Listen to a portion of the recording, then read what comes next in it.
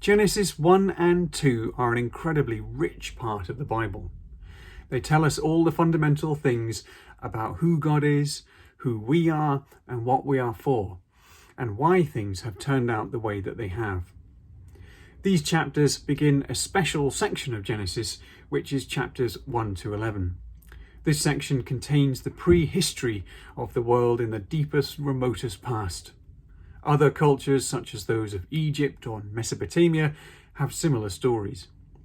These ancient cultures did not have the scientific mindset that we do, and it's important to try and strip away some of our worldview and knowledge as we read these stories. That way, we will find out what they originally tried to communicate before we look to apply them to our own lives. You can see one of these differences immediately when you look at chapter 1, verse 2. The earth was a formless void, and darkness covered the face of the deep, while a wind from God swept over the face of the waters.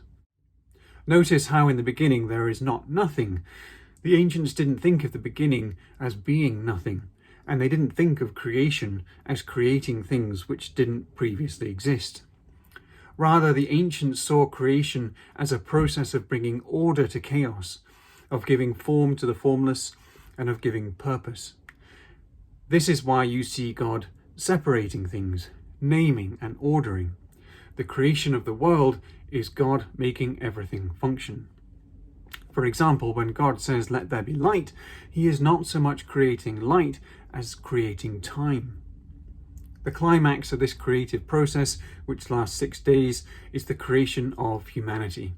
Man is made male and female in the image of God.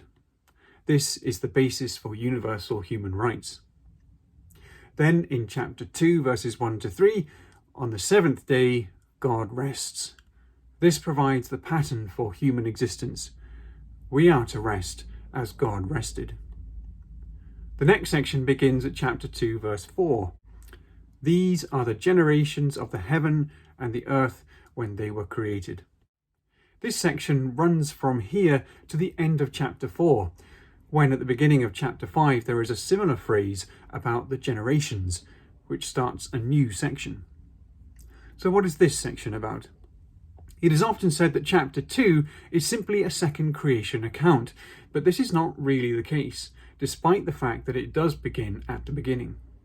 The details, however, are quite different. The focus of this section is rather on the blissful conditions that man was created in, how they began to go wrong, and how they then got even worse. The man is created out of clay and the breath of God, and is put in a garden to till it and to keep it. There is lots of language here which is drawn from the descriptions of the priests looking after God's sanctuary.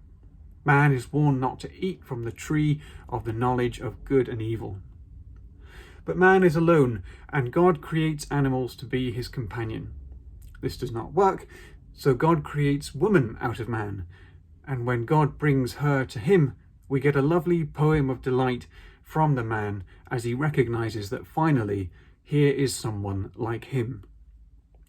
The chapter ends with a scene of marital bliss, with their happy, intimate nudity representing the harmonious condition of the world.